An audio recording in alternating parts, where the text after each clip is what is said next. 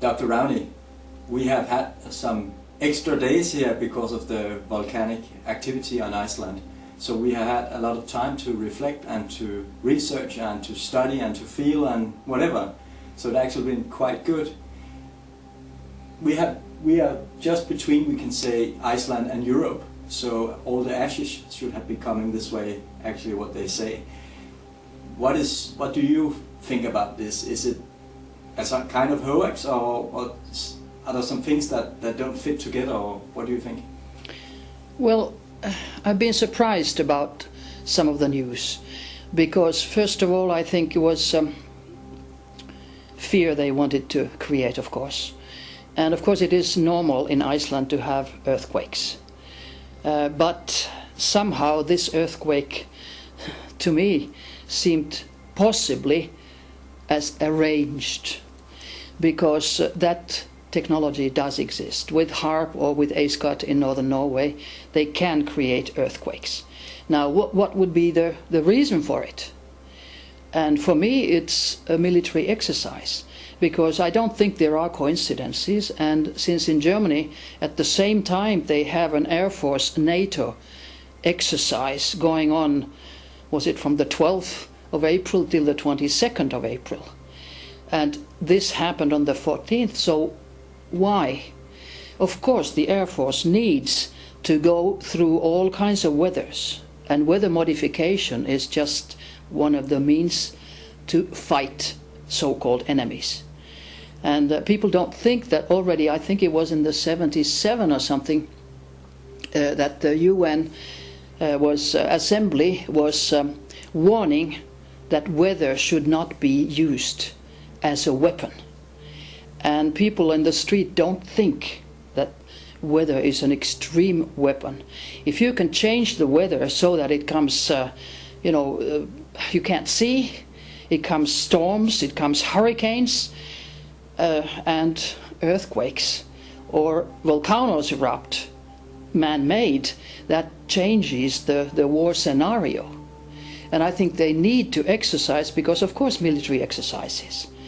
Now, this can't happen just by coincidence. If it is an exercise, a military exercise, the whole thing, then I would ask who is able to give quote orders to the European traffic control, because that has to be involved.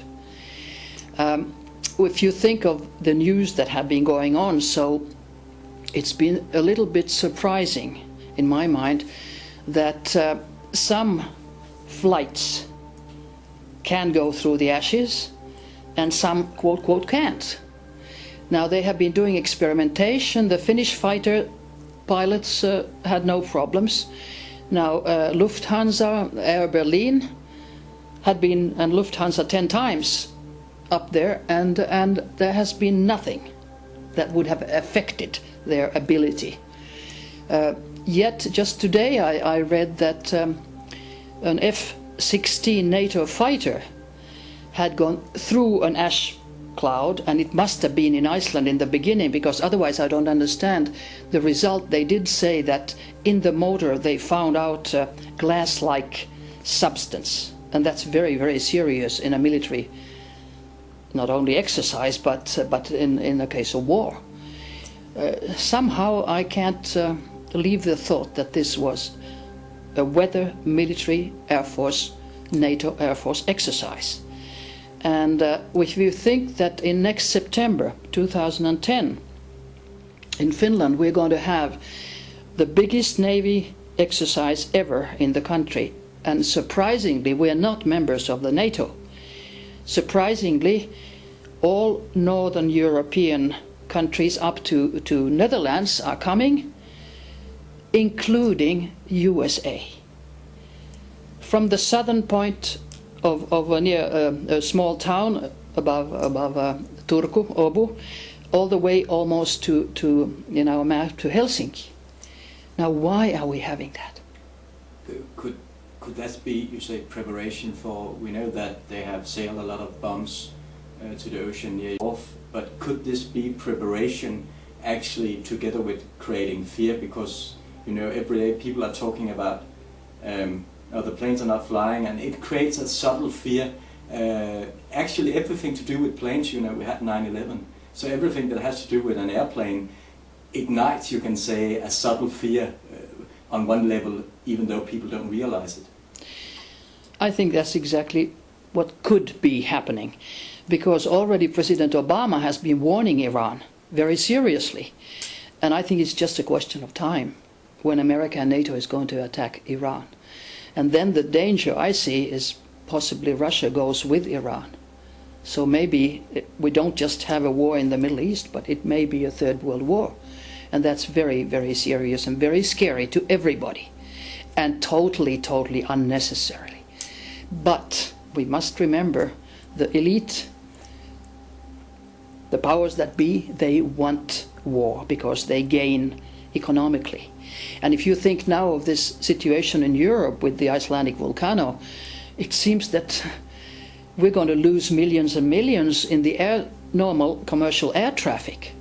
So is there power that wants our euro to go down and wants an economic recession? That could be one of the reasons besides the normal quote military exercise. So we're in a transformation period, and it does look serious to me. What can we do? At least everybody who realizes what the situation is, they can start using their mind power. Mind power, don't attack Iran, don't attack, you know, if everybody, millions would think that, their planes would just crash, or their guns wouldn't go off, but because also, that energy is so powerful. Also, you know, if the... Of course, on the other hand, HARP and ASCAT in north of Tromsø, with their antenna huge weapons, they can steer the winds. They can steer them anyway, like they can even steer hurricanes, and they can cause them. And that's very exciting when you say that, because they said on the Danish meteorologists, you know, the institute that comes with the weather tomorrow, the weather forecast and so, that the wind suddenly changed from coming from east to coming from north. So it looks like perhaps a huge experiment, as you say. It could be. In Germany, the American Air Force Base, which is responsible for Middle East, for instance, has been able to fly all the time. And of course, they have to exercise how can the transporting flights go through ashes and whatever. And I think this is a perfect exercise.